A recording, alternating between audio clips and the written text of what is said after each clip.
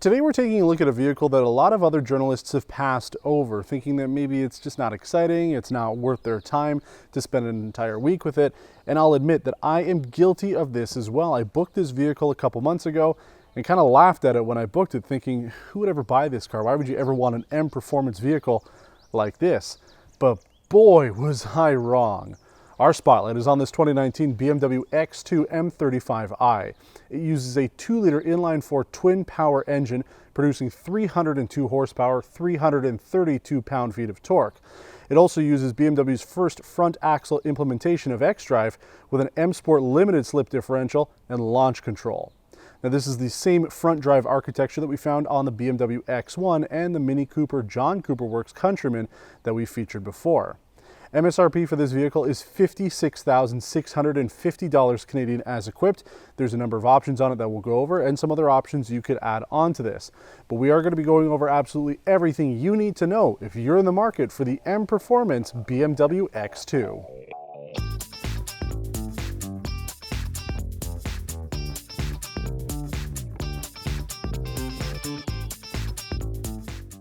You'd think after 10 years of me doing perpetual radio, I would kind of stop judging a book by its cover. But once again, here I am, admitting to you that I was wrong. Doesn't happen often, I'm always right. But I was wrong about this car. I booked it, like I said, a couple months ago. It was one of the vehicles BMW Canada offered me, and I figured, okay, whatever, I'll take it. We haven't done the X2 before, whatever. But then I had another vehicle come up. We've got it here. It's not related to this. It's about the same size though, but they're not competing vehicles. And that one I felt would do better for traffic. So I actually wasn't even going to pick up the X2 this week, just focus on the other vehicle because, I mean, who's going to buy an M Performance X2? I mean, these aren't selling super well.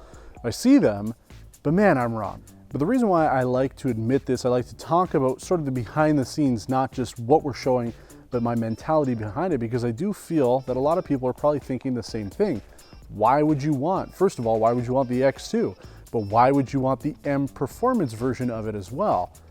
And you have to drive it to really understand it. It's actually quite a bit of fun. If you're looking at something like the Mini Countryman, the John Cooper Works version, this is about the same size on the inside. I find that the interior is a little bit nicer on this. I prefer the look and drive of it too.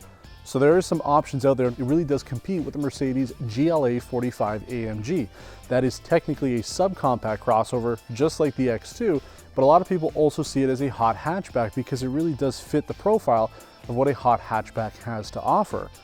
And it does. That's why I'm pretty interested by it. So, you know, the looks are going to be subjective no matter what. You might not like the back end of this. You might not like the BMW roundels on the side of the vehicle.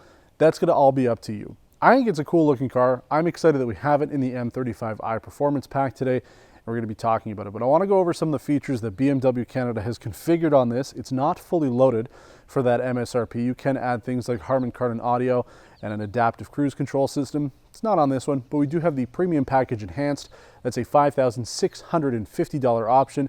You get a heated steering wheel, alarm system, power folding auto dimming mirrors, automatic rear trunk, home link, comfort access, panoramic sunroof, lumbar support, the lights package with door exit lighting, front and rear park distance control, a color HUD, XM radio with navigation, BMW connected drive, traffic, and remote services. And then they've also optioned a $500 20-inch M double spoke style 721M rims, along with the $950 M Sport seats and $350 for wireless charging. So overall, you have quite a bit of kit going on with this vehicle. Is it configured the way that I would purchase it? Probably pretty close. I think the Harman Kardon would be a nice thing to have. An adaptive cruise control, some of the safety tech you don't have on this, blind spot monitoring, but I mean, it's a small enough car, you should be able to get away without having it. And you know, I have to give BMW credit. They aren't just putting M badges on the side and the back of the vehicle and calling it a day. They are putting this through its paces to make sure that this car performs up to what a BMW M Performance car should be. Now, this is no way an X2M, keep that in mind, but an M Performance car certainly lives up to the bill. BMW says that their M division has fully tuned and upgraded this 2-liter engine, reinforcing the crankshaft with new pistons, a larger turbo with more boost, and more intake airflow. BMW says they've also improved the cooling system over the regular X2, and this rides 10 millimeters lower than a regular X2 xDrive 28i. The cerium gray accents on the front and mirror caps of this vehicle help distinguish the M35i from other BMW X2s on the road. You also have an M rear spoiler, M Sport exhaust with dual 100mm tips, and LED headlights with LED fog lights. And then when you jump on the inside, the M Sport continues. You have an M Sport steering wheel with heat. You have the M Sport seats with integrated headrests in magma red Dakota perforated leather, as well as heated front seat options. Now, I thought that these seats would not be that comfortable for a big guy like me, but again, I was wrong. Incredibly comfortable, lots of support. You feel firm and hugged in the seats, and I really do like them. I'm glad BMW's optioned it on this. Again, gives this car a much more sportier appearance and feel, especially when you're driving it.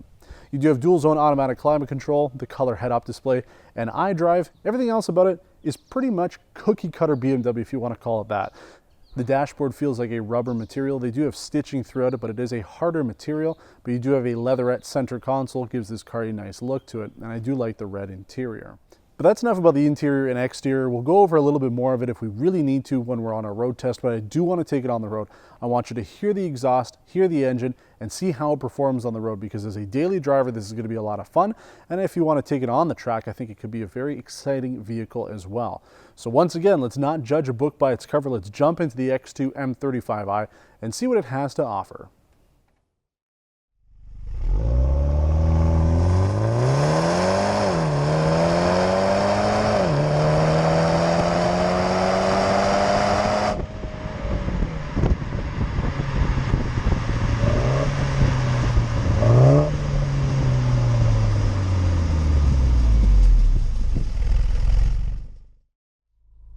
I know what you guys want. You want the performance stuff right away, and I'm going to give it to you. So if you hold down the traction control button for 3 to 5 seconds, it turns off dynamic stability control as well.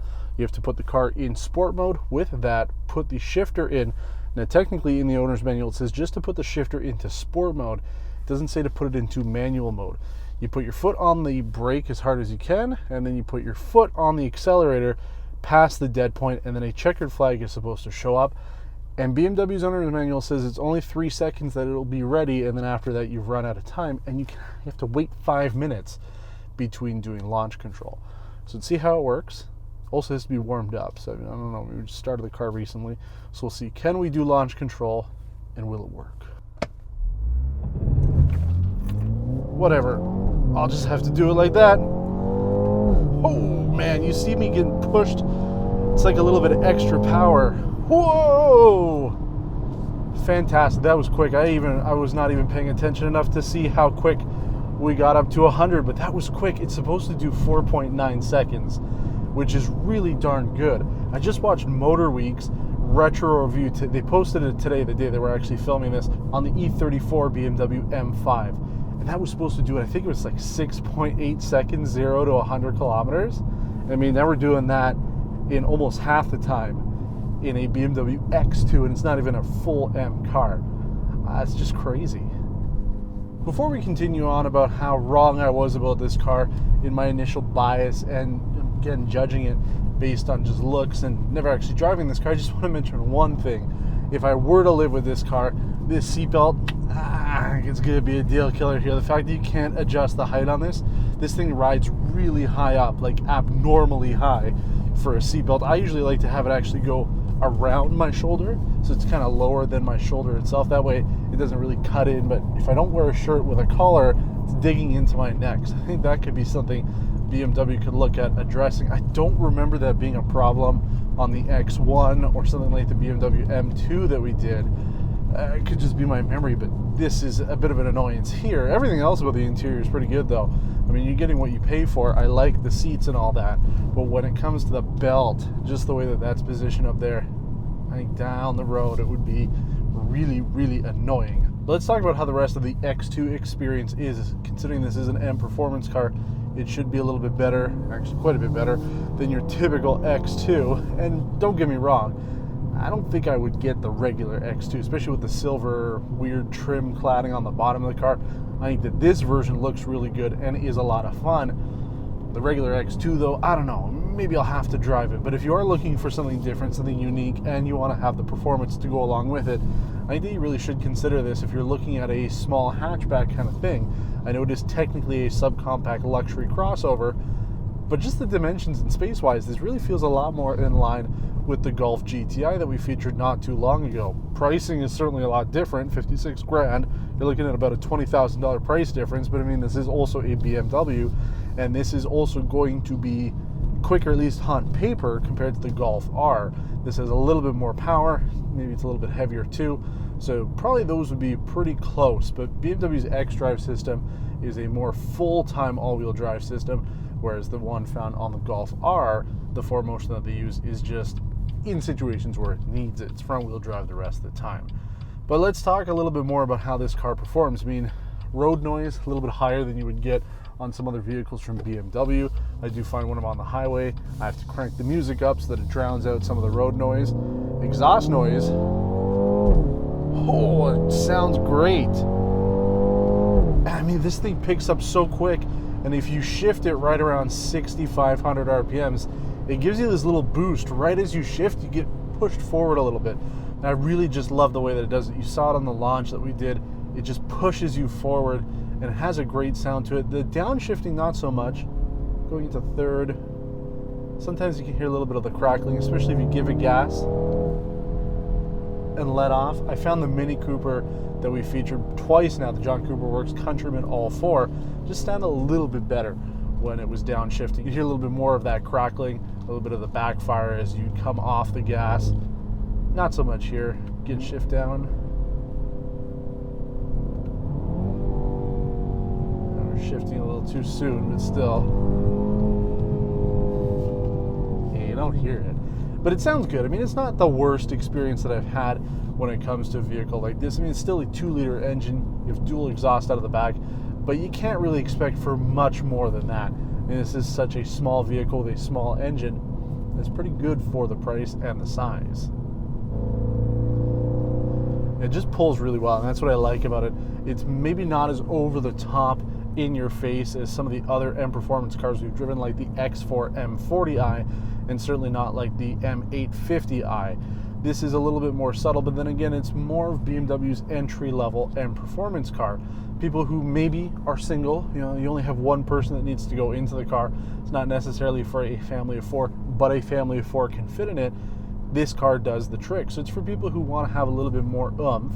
And I don't know, I could be wrong, but I don't think BMW is working on an actual X2M. Does the world need that? Not really. But it's interesting. Yeah, I did mention when we were on the outside that this sort of competes with the GLA 45, and it does in the segment, not necessarily in terms of speed. Something like the GLA 45 is much quicker, especially 0 to 100 kilometers an hour. But I mean, if you're looking to have some fun, this car handles really, really well. And especially with the Pirelli Scorpion tires on here, it grips too. And I mean, taking this corner here, certainly a lot quicker than we should as my change rattles around. Wow, I hug the corner. Feels so good. Oh, I was so wrong about this car. I was so wrong when I booked it, thinking that I was going to just fall asleep driving it because it's an X2. And I got to stop listening to other people, because it wasn't just me who was kind of, brushing it off. A lot of people that I talked to just had no interest in this car, and I'm sure that the views on this video are going to be low, just like they are for most of the BMW stuff that we've done recently. But man, it's a fun car to drive. Is it the most exciting looking? Maybe not to everybody. I actually think it looks pretty good. I like the look of this X2 with the M Sport package as an M Performance car. I just like the fact that it's all blacked out. I love it. Oh, and that little push. Oh, you got to drive this car. If you're in the market for a funky little car, if you want, personally, I mean, if you're looking at this segment and you're looking at the GLA just feels really small. It feels weird. They've turned it into an Infinity, the QX30. So it's not even that special anymore. At least the X2 looks like a BMW, and it's unique. And you might not like the roundels on the C-pillars, but whatever. You're either going to love it or you're going to hate it. And I love the M35i. This is a lot of fun. It feels just like you would expect something like the M2 to handle and feel. Very similar road characteristics to that car. Yeah, it's noisy in here. Yeah, the suspension is a little rough, but that's what it's meant to be. This car is meant to be driven in a performance setting. You're not really supposed to be comfortable while you're doing, even though space is great, seating is great, things in this car are really good. It still feels the way a BMW performance car should feel. I'm liking it. I'm really, really enjoying this car. And I so regret listening to other people and not coming up with my own opinion first. Because it's once again bit me in the ass where I've had this bias towards a vehicle before getting into it. Not before filming it, because my God, that's changed pretty much the minute I took the keys to this thing. But leading up to this, I was just so nonchalant about driving this car. But man, was I wrong. Oh, it's so good. Whew. I bet you I'm going to get a speeding ticket this week. Easily going to get a speeding ticket in this thing.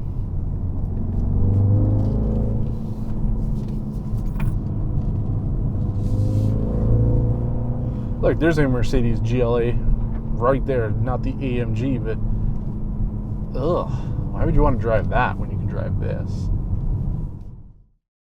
The X2 M35i's board computer had the same limited trip data we experienced a few months ago back when we had the X4 M40i, where we couldn't accurately record our 100-kilometer test loop numbers without resetting our total driving data.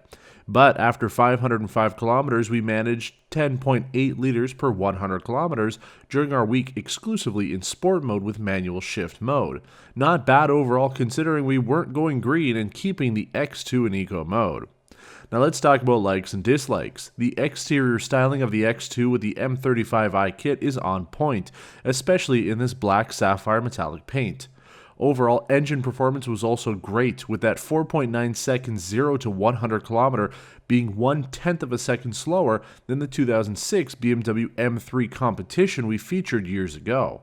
The M Sport seats were also incredibly comfortable and supportive, along with the interior cargo and passenger capacity helping to make this M Performance crossover a livable daily driver. Finally, the handling and ride of the X2 M35i lives up to what an M Performance car should be, giving us a consistent experience from the other 3 M Performance vehicles we've featured on Test Drive to date. Dislikes are few and far between, with our major complaint about the non-adjustable seatbelt height annoyingly permanent, and the interior road noise was high on this vehicle considering we're driving a BMW. Aside from that, we can't fault the X2 M35i on much, and we were thoroughly impressed with this little pocket rocket, and once again have learned that we shouldn't be so quick to judge a car like this based on the speculation of others on the internet.